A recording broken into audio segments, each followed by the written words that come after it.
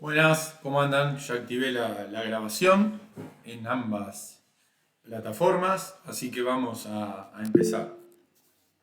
Esperen que hay varios que todavía quieren entrar.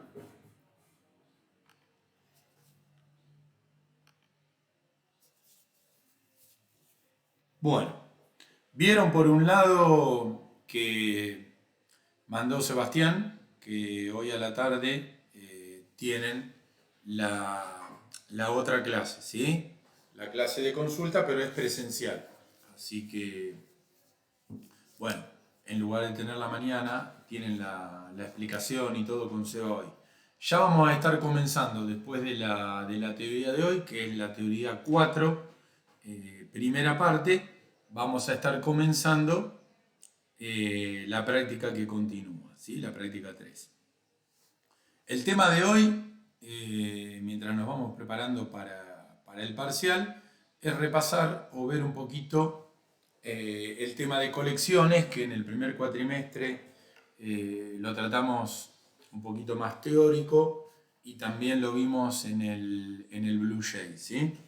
Una aclaración. Si hay algunos, digamos, que tienen la clase ahora y después tienen el final de la mesa de final nuestra de IO. Quédense tranquilos que el final empieza a -4, -10. Yo voy a terminar antes, ¿sí? Así pueden hacer las dos cosas. Por eso en la clase de hoy va a encajar justito para que después puedan hacer el final. Hay unos cuantos anotados en pergamino para hoy y mañana en junio. Bueno, tema colecciones, dijimos que siempre tenemos que pensar en una colección como un agrupador de objetos, ¿sí? Pero más que nada lo que tenemos que tratar de explotar de una colección son toda esa funcionalidad que me permite guardar, recuperar y trabajar con esos datos u objetos de una manera muy ágil o muy dinámica, ¿sí?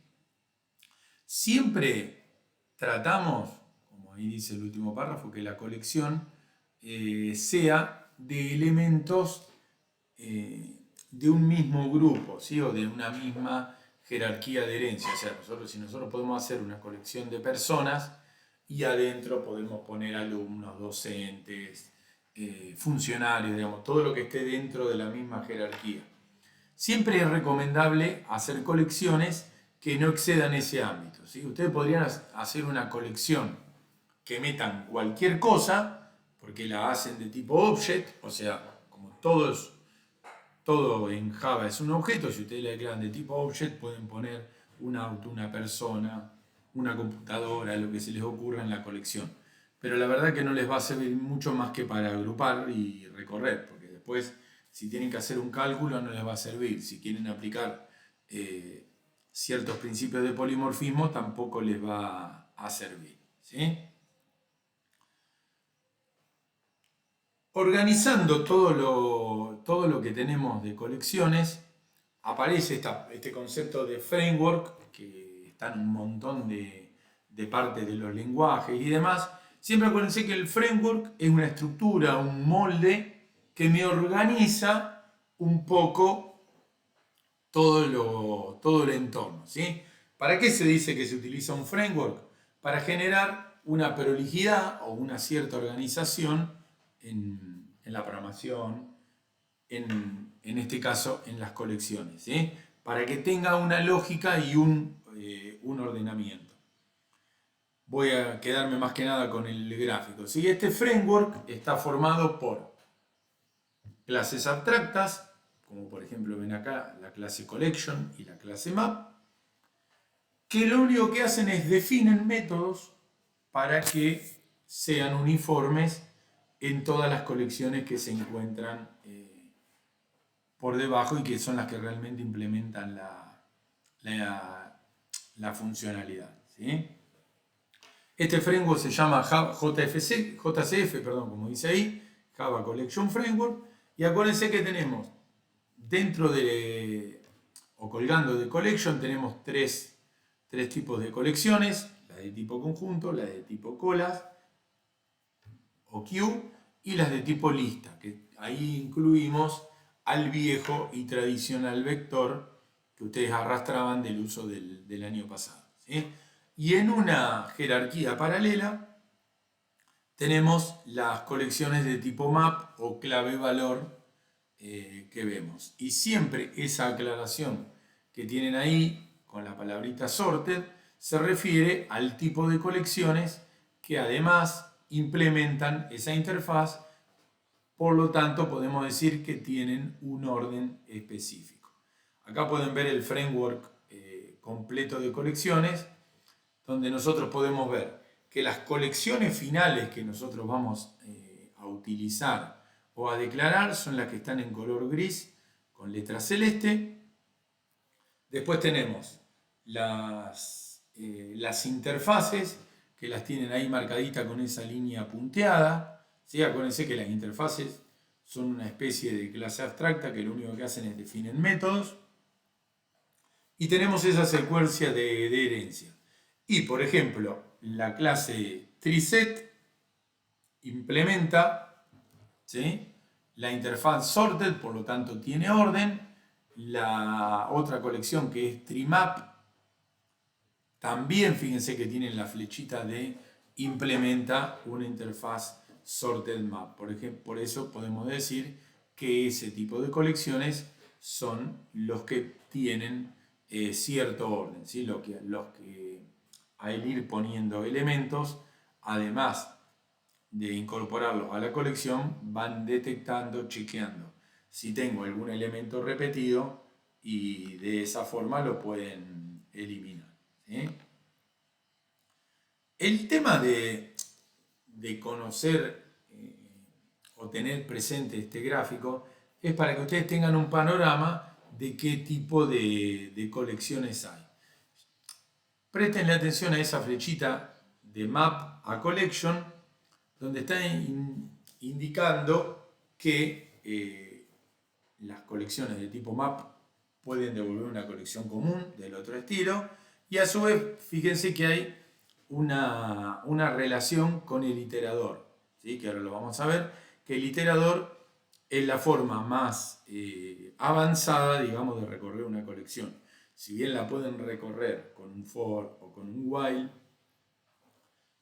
podrían utilizar, o vamos a sugerirles que utilicen el iterador, que es una forma un poquito más cómoda y un poquito más avanzada y ofrece otra funcionalidad para recorrer esa colección, ¿sí? Siempre acuérdense que la idea de colecciones es salir del tradicional vector para tener estructuras de ese estilo, pero que tengan más funcionalidad, que me resuelvan un montón de problemas que ustedes con el vector, cuando empezaron a aprender a programar el año pasado, y a lo mejor en este también, están haciendo a mano, ¿sí? La idea es que las colecciones traen métodos que me resuelven un montón de problemas cotidianos. La interfaz Collection tiene esta serie de métodos y muchos más.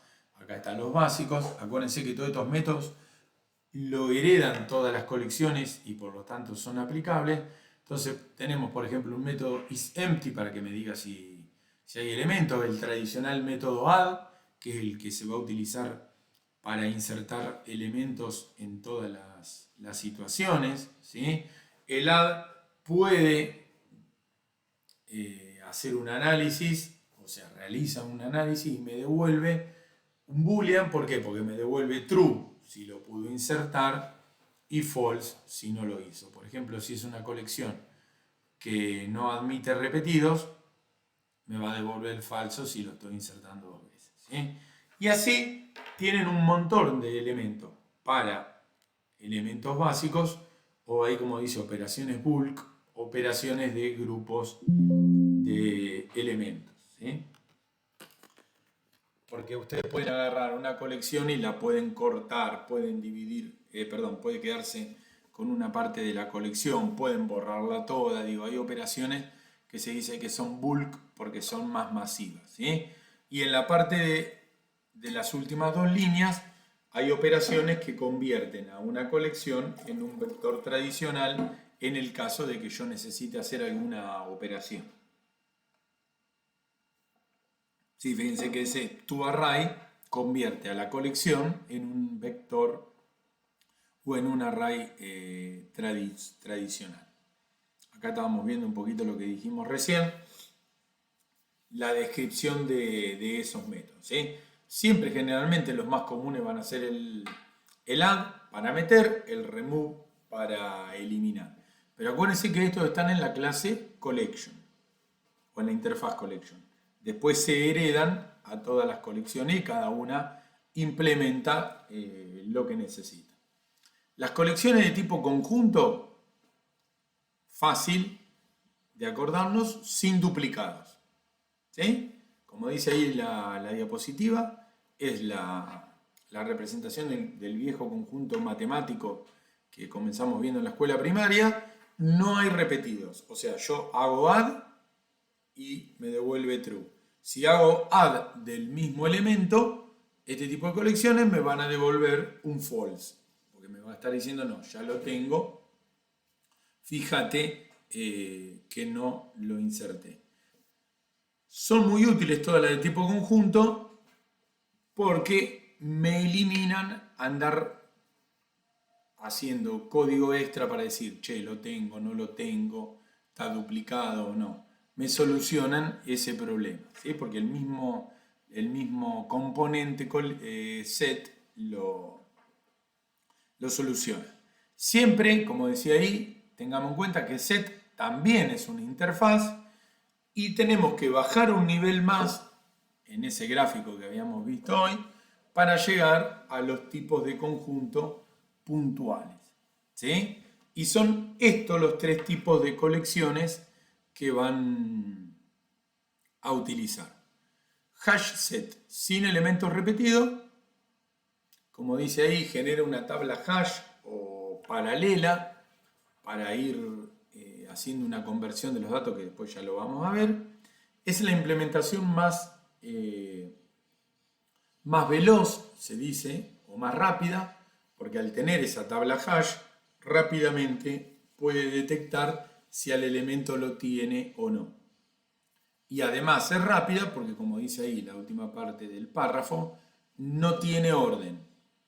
Entonces, no tiene que andar ordenando cada elemento que yo ingreso, ¿sí? Para poder saber si ya lo contiene. ¿Sí? Entonces, hash no tiene duplicados, pero no tiene orden. Y cada vez que yo la recorra, me va a devolver los elementos en un orden distinto. Esta colección es muy práctica porque si ustedes quieren simular un sorteo, un juego de cartas, quieren simular un dado, donde cada elemento sea una cara del dado, cada vez que ustedes recorren esa colección, la van a encontrar en un orden distinto. ¿Sí?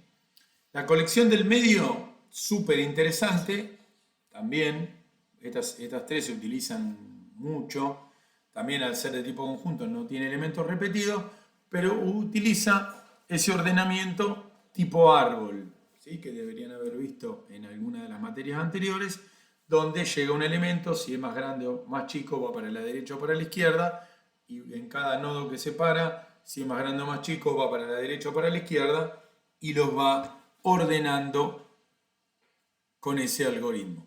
Obviamente, como dice acá, es más lento, es lógico, tiene que ser más lento. ¿Por qué?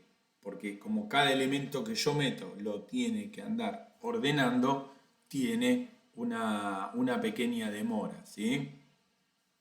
Acuérdense que acá lo aclara, pero era una de las colecciones que implementaba esa interfaz que tiene orden. Tener orden implica que cada vez que lo recorra me va a quedar ordenado, van a venir los elementos con ese orden y puedo cada vez, resuelve también que cada vez que inserto, yo automáticamente ya sé que va a estar ordenando mis elementos. ¿Sí? Y la última colección de tipo conjunto es la colección linked.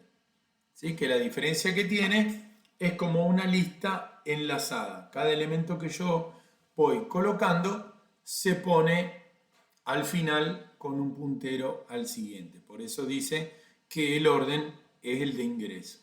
Entonces tienen las tres opciones. Cualquier orden, hash, cada vez que la recorro distinto. El tree, ordenado, de menor a mayor. Y el linked, ordenado como lo fui metiendo, ¿sí? Con punteros. Obviamente, cada una tendrá sus ventajas y sus desventajas. Siempre ustedes tienen que decidir qué tipo de colección van a utilizar de acuerdo al problema que tienen que resolver, ¿sí? Quieren o no orden, quieren o no aleatoriedad al sacar los elementos y determinadas cosas. Y el tema de la velocidad, cuando nosotros decimos un poquito más lenta o un poquito más rápida, seguramente ustedes no se van a dar cuenta si están usando 50, 100, 1000 elementos, pero si ustedes están usando colecciones que en memoria almacenan cientos de miles de objetos, seguramente puede ser más pesado esa operatoria, ¿sí? Pero son componentes muy prácticos, ¿sí? Acá tienen un ejemplo de código. Esto algo habíamos visto en el primer cuatrimestre, pero ahora lo vamos a usar frecuentemente. Fíjense que en esta línea se está haciendo la declaración de la colección. Algo muy importante que era una buena práctica, pero no es una condición necesaria hacerlo así. Fíjense que yo en realidad estoy diciendo que ese es un hash set de string, que va a contener elementos de string. Ahí lo estoy instanciando, donde yo marqué. Pero si ustedes se fijan del lado izquierdo, cuando estoy diciendo de qué tipo de dato es la colección, estoy diciendo que es de tipo set. No estoy diciendo que es de tipo hash set. Estoy hablando del lado izquierdo, ¿sí? Acá donde yo les marco. Esto suele hacerse como parte de una buena práctica. ¿Por qué? Porque si yo la declaro de tipo conjunto y la instancio como hash set, después puedo convertirla a otro tipo de colección conjunto, ¿sí? Después la puedo convertir de hash set a tree o de hash set a linked. Me da la posibilidad de convertirla. ¿Por qué? Porque siguen siendo colecciones de tipo conjunto. Entonces por ahí, si la quiero ordenada, la convierto al tree set para hacer alguna operación y después la puedo volver a hacer hash. Por eso generalmente van a ver en los apuntes, los libros, cuando busquen por internet o estén resolviendo un ejercicio, incluso con el chat GPT, que es una práctica muy común que del lado izquierdo yo la declaré del tipo genérico. Este pedacito de código lo que está haciendo es crea la colección y después con un for each lo que va haciendo va agregando elementos. Y ahí, si no lo pudo agregar con la negación que tienen adelante de la S en el if, me informa que ese elemento estaba duplicado y acaba imprimiendo el tamaño. Ejemplo de código, vamos a ver 2 millones. Acuérdense que en la diapositiva que van a tener colgada, que es la diapositiva completa, van a ver también muchos más ejemplos de código. Ahí tienen un caso de cómo sería con el hash y cómo sería con el tree. ¿Sí? Fíjense, con el hash cualquier cosa y con el tree quedan en orden alfabético, por ejemplo, una colección de string. Bueno, las de tipo lista es el caso más frecuente, ¿sí? Es el caso más frecuente o más habitual, porque es el típico vector, ¿sí? Que trabaja por índice y de esa forma podemos acceder por posiciones numéricas. Esta lista es exactamente el uso del vector que conoce. Tiene acceso por posición, se pueden buscar posiciones específicas, se puede iterar desde 1 hasta la cantidad, puedo cortar un rango, o sea, le puedo decir, dame de la posición 5 a la 10 y demás, ¿sí?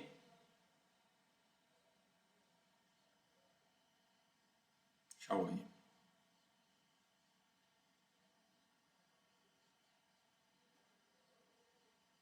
Bien. Sigamos avanzando. Esperen que de paso vamos a controlar que viene bien la grabación. Acuérdense que no lo queremos perder. Bien, dos tipos de colecciones de tipo lista. ArrayList, como dice ahí, es la que mejor funciona. En general es la que tiene el uso general. Y LinkedList, como la palabrita linked lo indica, trabaja con punteros tipo, como dice acá en el segundo párrafo, como una lista enlazada. Por eso a veces decimos que el ArrayList es más rápido y tiene mejor desempeño porque trabaja como el típico vector. Y el linked es lo mismo, nada más que va poniendo un puntero al elemento que sigue y así sucesivamente. Entonces a veces tiene, como dice ahí, mejor rendimiento en algunas circunstancias. ¿Cuáles son? Cuando, acá se los marco, la linked list o enlazada es muy recomendable si yo lo que estoy haciendo es haciendo una lista que frecuentemente crece o que crece y le borro elementos, porque como son punteros, siempre los punteros se van redireccionando. En cambio, el array, cada vez que yo le agrego algún elemento, ¿sí?, para hacerlo crecer o demás, lo que hace es liberar, yo se los voy marcando los pedacitos de párrafo ahí en la diapositiva, lo que hace la estructura array, que cada vez que crece o que le agrego un elemento, toma una nueva posición de memoria para tener todos los elementos consecutivos y estar guardado. Fíjense cómo dice ahí, copia el array antiguo en uno nuevo y deja la memoria anterior inutilizada, ¿sí? Liberada. Entonces va haciendo como un movimiento de ese bloque cada vez que le inserto o le borro algún elemento. Porque lo que busca es estar consecutivo en la memoria. Por eso funciona mejor, es más rápida, pero si yo voy a tener una colección que todo el tiempo le estoy agregando, quitando, cambiándole la longitud, utilicen la linked porque les va a dar un mejor rendimiento. Un detalle. Las listas enlazadas, me lo estaba saltando pero es importante, trabajan con un acceso secuencial, ¿sí? Siguiente, siguiente, siguiente. Es la mejor forma de crecer. Y el ArrayList, ojo, porque van a leer esto, acuérdense, en todos lados, crece, crece, ponele todos los elementos que vos quieras, pero recuerden que cada vez que ustedes lo utilizan, está moviéndose del lugar de memoria. Entonces, si le van a meter constantemente muchos elementos, utilicen la otra, ¿sí? Bueno, esto es básico, arrancan con el 0, los índices y demás tipos de consideraciones. Ojo porque el ArrayList utiliza tipo de data objetos, ¿sí? Así que ojo porque no le pueden poner un tipo de dato primitivo. Acá vamos a ver un ejemplo del iterador, ¿sí? ¿Cómo recorre una colección? Con el for, con el while. Esas son las dos básicas y menos eficientes. Tercera alternativa con el for each, que es el ejemplo anterior. Y cuarta y mejor alternativa con el iterador. Acá están viendo un ejemplo donde declaro una colección de tipo ArrayList. Con el método add le voy poniendo palabras. ¿Cómo se utiliza el iterador? Son como 3 líneas que hay que memorizar, digamos, hasta que le agarren la mano. Lo primero que está haciendo acá es, a la variable de tipo ArrayList, le dice, me generás un iterador o me devolvés un iterador, o sea, me devolvés tu iterador, me devolvés un elemento para iterar sobre vos. Ese elemento de tipo iterador lo guardo en una variable que pertenece al tipo de dato objeto iterador para poder recorrerlo. Y después con un while le van diciendo hasNext, o sea, ahí te retorna true porque lo que te dice, le está preguntando, ¿tenés un elemento más? ¿Tenés un elemento siguiente? Si retorna true, digamos que el while sigue girando, con el método next me va devolviendo el que sigue, ¿sí? Uno me dice si hay elemento y el otro me lo retorna. ¿Por qué se dice que el iterador es el mejor elemento? Porque el iterador, bueno, acá están los ejemplos que dije yo anterior, que hablábamos recién, que puedo usar un for each, puedo usar un for, un while o puedo usar el iterador. El for each es lo que teníamos en el otro ejemplo, pero el iterador lo que te permite es el único método que tienen que permite recorrer y eliminar al mismo tiempo, ¿sí? Esa es la ventaja del iterador. Entonces, ahora ya pueden saber cuándo es conveniente usar el iterador, ¿sí? Ahí yo se los voy marcando. El iterador sirve para recorrer y al mismo tiempo eliminar. Si usan un for, un while o un for each, no pueden eliminar porque si eliminan, en la última vuelta se les pasa de rango, ¿sí? Porque tomó una longitud inicial que después le va a faltar el último elemento. En cambio, el iterador puede remover cualquier elemento porque reacomoda los punteros y reacomoda la colección. Si usted tiene una colección de cualquier cosa, por ejemplo de alumnos, y dice, quiero eliminar todos los alumnos que, qué sé yo, que son hinchas de River, ¿sí? Yo con el iterador puedo ir recorriendo esa colección de alumnos y les voy, con el método next, lo recupero y le puedo ir preguntando, che, ¿vos sos hincha de River? Si sos hincha de River, puedo ejecutar el método remove y lo borra. Y voy al otro, y voy al otro, y voy al otro. Y no se me rompe ni se me pasa de rango. Y puedo lograr eliminar todo ese grupo de elementos, ¿sí? Entonces, si van a recorrer y eliminar, usen el iterador. Ahorra mucho código y no van a hacer algo tan antiguo como si tienen que eliminar, usar el for, ir guardando cuál es el índice que tienen que eliminar y luego hacer una segunda recorrida. Llegan a hacer alguna cosa de esa rara en el código, directamente van de cabeza a hacer el ejercicio nuevamente, ¿sí? Digamos, lo que ustedes tienen que aprender y les vamos a corregir es no solamente que elijan bien la colección, sino que la recorran de la mejor manera. No importa si anda de la manera antigua o más incómoda, pero tienen que buscar el mejor funcionamiento de las colecciones para que incorporen esa nueva forma de trabajar. Esperen que creo que había puesto acá en la última diapositiva. Ahí está. Acá tienen un ejemplo de cómo obtengo el iterador, puedo ponerlo en un for, preguntando si hay siguiente, ¿sí? Puedo poner un if adentro, ¿sí? Validando si se cumple la condición y luego, si cumple esa condición, puedo incluso eliminarlo. Realmente es súper práctico y es algo que vamos a incorporar y vamos a insistir. Muchos ejercicios usando el iterador.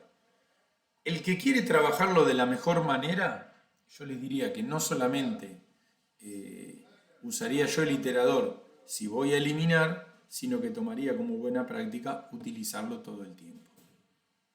Vaya a eliminar o no. Es una buena práctica acostumbrarse a usar el iterador para ya tenerlo como algo habitual, ¿sí? Son 3 líneas y 3 métodos que tienen que utilizar. Fíjense que nos resta ver, para profundizar, el tipo de colecciones mapas, que son clave-valor, una guía telefónica, una lista de alumnos, por ejemplo, donde la clave en una colección de tipo mapa siempre tiene que ser un atributo, un valor, por ejemplo, el número de documento, el número de teléfono, y el valor es un objeto asociado. Por ejemplo, yo digo el DNI y el objeto valor sería un objeto persona con los datos de esa persona. Por ejemplo, el padrón, cuando nosotros buscamos ahora para hacer las votaciones, siempre se busca por DNI y después te trae tu dato y la escuela en que votás. Ahí tienen un ejemplo de una colección de tipo mapa. Clave, valor. No podemos buscar por apellido porque la búsqueda sería totalmente ineficiente porque me trae una gran cantidad de elementos, ¿sí? Así que bueno, este es un panorama en general de las colecciones.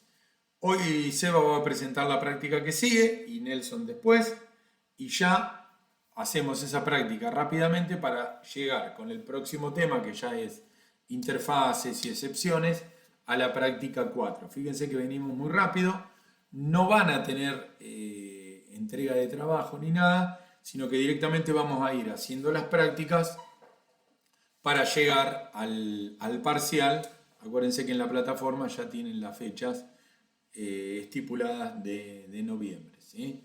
Así que bueno, tenemos que avanzar rápido, hacer mucha práctica, porque tenemos que llegar a la parte gráfica, ¿sí? Tenemos que llegar a la parte gráfica donde ustedes van a poder realizar ventanitas con botones y ya hacer la aplicación un poco más amigable para el usuario, ¿sí? Bueno, gente, hoy hicimos una teoría un poquito más corta. Los que tienen que rendir final de pergamino, que son algunos, no sé si se habrán conectado, ya pueden cortar y en un ratito ingresar al otro Meet. Ahora ya cuando termino, mientras les subo la grabación. Así que bueno, nos vemos el jueves que viene con la otra parte. Nos vemos, profe. Bueno, gracias por conectarse, nos vemos chicos. Ahora les subo la grabación.